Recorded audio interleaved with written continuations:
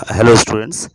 आज हम लोग नेक्स्ट वीडियो में ज्योग्राफी चैप्टर नंबर 1। तो ज्योग्राफी का चैप्टर नंबर 1 जो है वो हमारा है resources and development. It means होता है रिसोर्सेज का मतलब हो गया संसाधन और डेवलपमेंट का मतलब हो गया विकास। तो इस चैप्टर में हम जिस टॉपिक पर आज बात करेंगे वो है on the basis of the status of development.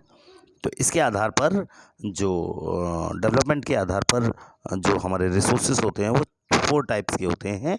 तो उन 4 टाइप्स में सबसे पहला जो टाइप है वो है पोटेंशियल रिसोर्स। तो पोटेंशियल रिसोर्सेज क्या होते हैं? Resources which are found in a region. वो रिसोर्सेज जो एक रीजन में पाए जाते हैं but have not been utilized, लेकिन उनका यूटिलाइज नहीं किया गया है अब तक। जैसे कि वेस्टर्न पार्ट है हमारा इंडिया का, उसमें राजस्थान और गुजरात है, वहाँ पे बहुत ज़्यादा मात्रा में हवा और सूर्य की गर्मी दोनों मौजूद हैं। तो उनका प्रयोग हम सही तरीके से नहीं कर पा रहे हैं। इसीलिए ऐसे रिसोर्सेज को हमने नाम दिया है, कौन से रिसोर्सेज का? पोटेंशियल रिसोर्सेज का। अब आता है नेक्स्ट पॉइंट है डेवलप्ड रिसोर्सेज। डेवलप्ड क्या रिसोर्सेज होते हैं? रिसोर्सेज विच आर सर्वेड, यानी वो रिसोर्सेज जिनका सर्वे तो कर लिया गया है और उनकी क्वालिटी और quantity have been determined for utilization. प्रयोग के लिए उसकी क्वालिटी को और उसकी क्वांटिटी को जांच लिया गया है। The development of resources depends on technology. अब ये जो रिसोर्सेज हैं इनका जो डेवलपमेंट है वो किस बात पे डिपेंड करता है? वो डिपेंड करता है टेक्नोलॉजी पर और लेवल ऑफ देयर फिजिबिलिटी पर। तो ये 2 चीज़ें हैं जिन पर ये चीज़ डिपेंड करती है कि डेवलप्ड रिसोर्सेज कौन से होते हैं। थर्ड पॉइंट पे बात करते हैं स्टॉक। स्टॉक क्या होता है ना? तो स्टॉक्स हम कहते हैं ना, घर में हमारे स्टॉक करके हमने रख लिया है सामान। इसी तरीके की बात है मटेरियल्स इन द एनवायरनमेंट, वो मटेरियल्स जो एनवायरनमेंट में which have the potential to satisfy human needs, यानी हमारे पास ह्यूमन नीड्स को सेटिस्फाई करने के लिए पोटेंशियल मौजूद है, लेकिन human beings do not have the appropriate technology to access these. लेकिन ह्यूमन बीइंग्स के पास उतनी अच्छी टेक्नोलॉजी नहीं है कि वो उनका सही तरीके से एसेस कर पाएँ। यही जो होते हैं आर इंक्लूडेड, इसमें जो इंक्लूड होते हैं वो स्टॉक के अंदर आते हैं। जैसे एक एग्जांपल समझ लेते हैं, आपको अच्छी तरह समझ में आ जाएगा। Water is compound of 2 gases. Water किससे मिलकर बनता है? 2 गैसेस से मिलकर बनता है। एक है हाइड्रोजन और दूसरी होती है ऑक्सीजन। अब hydrogen can be used as a rich source of energy. Hydrogen जो है वो एक रिच सोर्स ऑफ एनर्जी है, उसका प्रयोग ऐसे हो सकता है। But we do not have advanced technical, लेकिन हमारे पास एडवांस टेक्नोलॉजी मौजूद नहीं है कि हम कैसे जाने to use it for their this purpose, कि वो किस किस काम के लिए कैसे प्रयोग में लाई जा सकती है। तो उसे हम नहीं बना सकते, है ना? तो अब अगर हम यही सीख जाएं कि ऑक्सीजन तो मौजूद है हमारे पास, हवा में हाइड्रोजन भी बनाना सीख जाएं, तो दोनों को मिलाकर हम क्या आसानी से बना सकते हैं? पानी अपने आप बना सकते हैं। तो अब हाइड्रोजन बनाने के लिए जो टेक्नोलॉजी है वो नहीं है, तो इसीलिए ना हम ये चीज़ें नहीं कर पाते हैं। पानी की कमी हो रही है बहुत सारी जगहों पर। अगर हमें ये 2 चीज़ें हमें सही तरीके से उपलब्ध हो जाएं तो हम सही तरीके से क्या कर सकते हैं? पानी को बना सकते हैं। Hence it can be considered as stock. तो इसी को हम कहते हैं स्टॉक। पानी है हमारे पास, मौजूद है, हमारे पास रखा हुआ है, हम उसको यूज़ करते चले जा रहे हैं। तो ये वाली बात आ जाती है। नेक्स्ट आता है reserves. Reserve are the subset of stock.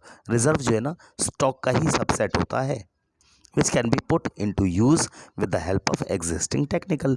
जो हमारे पास टेक्नोलॉजी यूज़ है उसके द्वारा ही हम चीज़ों को प्रयोग कर लेते हैं और उसी से हम अपने काम को कर लेते हैं। But their use has not been started. हमारे पास रखे हुए हैं, हमें मालूम है ये चीज़ें यहाँ पर मौजूद हैं, लेकिन हम उनका प्रयोग नहीं कर पा रहे हैं। क्यों? क्योंकि टेक्नोलॉजी का सिस्टम हमारे पास अच्छा नहीं है। This can be used for meeting future requirements. आने वाले फ्यूचर के रिक्वायरमेंट के लिए हमने उसे अभी तक यूज़ नहीं किया है, उसे रखा हुआ है कि आने वाले टाइम पे हम उसका यूज़ करेंगे। रिवर का जो पानी होता है ना can be used for generating hydro electric power. वो हाइड्रो इलेक्ट्रिक पावर बनाने के लिए यूज़ किया जाता है, लेकिन प्रेजेंटली में it is being utilized only to a limited extent. हम उसे अब तक बस थोड़े ही तौर पर प्रयोग कर पा रहे हैं उस पानी का लाइट बनाने के लिए। बहुत जगहों पर पानी आ रहा है, झरनों में निकलता है या नदियों में निकलता है, लेकिन उनका सही तरीके से प्रयोग लाइट बनाने के लिए नहीं हो पा रहा है। Thus, the water in the dams, forest, etc. is a reserve। तो जो वाटर है डैम्स में, फॉरेस्ट में, वो हमारा रिजर्व है, which can be used in the future. हम उसका बाद में फ्यूचर में प्रयोग कर सकते हैं। Next point, development of resources. Resources का विकास के बारे में है कि जो रिसोर्सेस हैं उनका विकास कैसे हो। Resources are vital for human survival as well as for maintaining the quality of life. Resources जितने भी हैं ना, उनका बोलता है ह्यूमन सर्वाइवल के लिए तो प्रयोग है ही है, एज वेल एज इसके साथ maintaining the quality of life, वो हमारी लाइफ की क्वालिटी को मेंटेन भी करता है। हमें ये विश्वास रखना चाहिए that resources are free gifts of nature. Resources क्या हैं? नेचर के द्वारा हमको फ्री गिफ्ट में किए गए हैं। ये गिफ्ट है एक तरीके से जो हमें मिला हुआ है। इसके लिए human beings used them indiscriminately, गलत तरीके से बहुत जल्दी जल्दी ह्यूमन बीइंग्स उनका यूज़ करते जा रहे हैं, and this has led to the following major problems. और उससे कुछ प्रॉब्लम्स भी आ रही हैं। वो क्या है प्रॉब्लम, जान लेते हैं। डेप्लेशन ऑफ रिसोर्सेज, रिसोर्सेज धीरे धीरे ख़त्म होते जा रहे हैं। For satisfying a greed of few individual, कुछ लोगों की लालच की वजह से। Accumulation of resources in few hands, कुछ लोगों के हाथों में ही रिसोर्सेज का नियंत्रण रह गया है। और विच इन टर्न, उसकी वजह से divided the society into two segment, दो सेगमेंट में हमारी सोसाइटी रह गई है। एक वो जो बहुत अमीर हैं और एक वो जो गरीब हैं। तो इस तरीके से ये बदल कर हो जाता है। तो स्टूडेंट्स, हमारा जो नेक्स्ट टॉपिक है जिसके बारे में हम लोग बात करते हैं वो है सस्टेनेबल डेवलपमेंट के बारे में थोड़ा बात करेंगे, और उसके बाद एजेंडा 21 के बारे में भी हम लोग बात करेंगे। तो नेक्स्ट जो हमारा पॉइंट है उसे पढ़ लेते हैं, फिर आगे बढ़ते हैं। इनडिस्क्रिमिनेट एक्सप्लॉयटेशन ऑफ रिसोर्सेस, जो भी रिसोर्सेस का एक्सप्लॉयटेशन होता है इनडिस्क्रिमिनेट तरीके से, has led to global ecological crisis. बहुत सारे ग्लोबल इकोलॉजिकल क्राइसिस बनते हैं, जैसे ग्लोबल वार्मिंग बढ़ रही है, ओजोन लेयर का डिप्लेशन होता जा रहा है अंटार्कटिका के ऊपर, है ना, अंटार्कटिक के ऊपर, और इसके अलावा एनवायरमेंटल पॉल्यूशन भी बढ़ रहा है। तो ऐसी बहुत सारी समस्याएं हैं जो लगातार जो है ना कहीं हमें परेशान कर रही हैं। बहुत सारी समस्याएं बढ़ती जा रही हैं।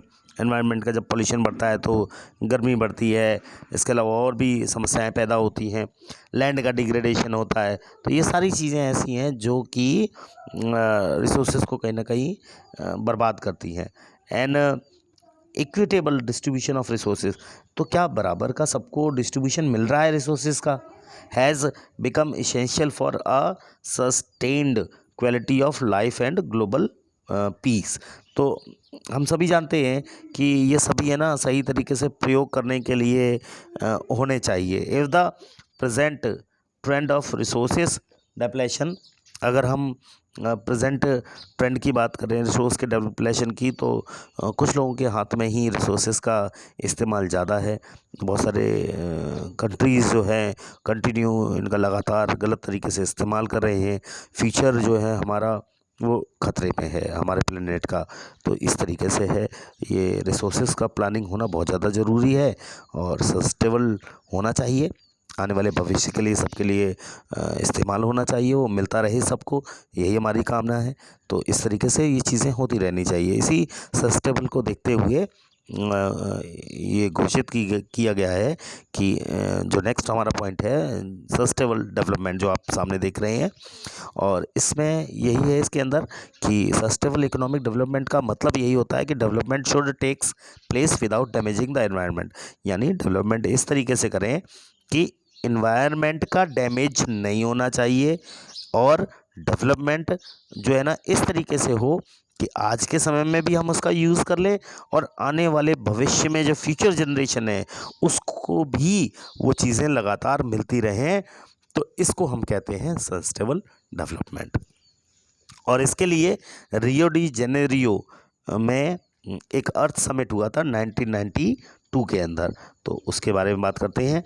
ये दोनों पॉइंट्स आपके बहुत मेन हैं, 3 नंबर में आते हैं। तो ये आपके लिए एज अ होमवर्क का काम है। तो आप इन दोनों को सही तरीके से पढ़ेंगे और समझेंगे भी। तो अभी देखते हैं Rio de Janeiro earth summit 1992।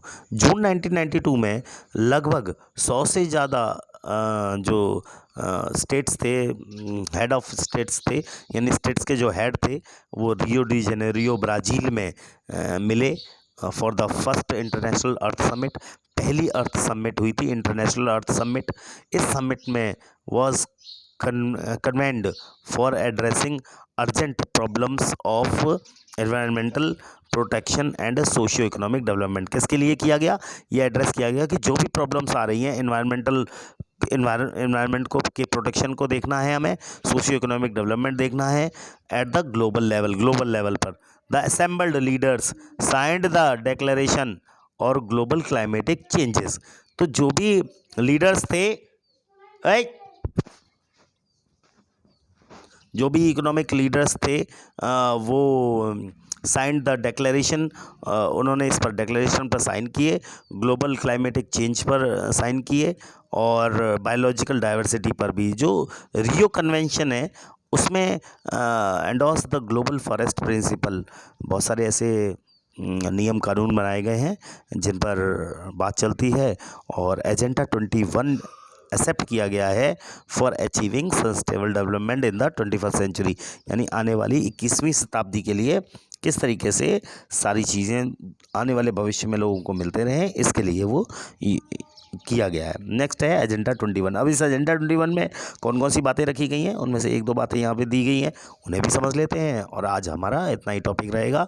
It is the declaration signed by world leaders के द्वारा साइन किया गया 1992 में United nation conference on environment and development, यानी UNCED UNCED which took place at Rio de Janeiro में सब मिले ब्राज़ील के अंदर। इट एम्स, उनका एक ही एम था, at changing global sustainable development, कि चेंज किया जाए, अचीव किया जाए ग्लोबल सस्टेनेबल डेवलपमेंट को। और ये एक ऐसा एजेंडा है टू कॉम्बैट एनवायरमेंटल डैमेज, जिसमें एनवायरमेंटल डैमेज के बारे में, गरीबी के बारे में, बीमारियों के बारे में, ग्लोबल कोऑपरेशन के बारे में, ऑन कॉमन इंटरेस्ट, सबकी ज़रूरतों के बारे में, म्यूचुअल नीड्स के बारे में, शेयर्ड रेस्पॉन्सिबिलिटीज़ जो भी हैं वो शेयर करें हम एक दूसरे से, इन सभी बातों पर चर्चा की गई थी। तो एक मेजर ऑब्जेक्टिव ऑफ एजेंडा 21 ये है, बहुत ही मेजर बात रखी गई थी, is that every local government, यानी हर local government should draw its own local agenda 21। क्या करेगा वो? अपना खुद का एक एजेंडा 21 बनाएगा, लोकल एजेंडा 21, जिसमें वो उन चीज़ों को दूर करने का प्रयास करेगा जो चीज़ें उसके देश में गलत चल रही हैं, उनको दूर करने का प्रयास करेगा। तो स्टूडेंट्स सारे पॉइंट्स आपके यहाँ तक क्लियर कर दिए हैं और नेक्स्ट जो आपका पॉइंट शुरू होगा वो होगा रिसोर्स प्लानिंग को लेकर। सो आपका ये वर्क है कि आप सही तरीके से इस होमवर्क में सही तरीके से जो पॉइंट्स मैंने आपको पढ़ाए हैं वो आप क्लियर करें और क्लियर करने के बाद उन पॉइंट्स को समझ लें। Okay students, okay then bye everyone.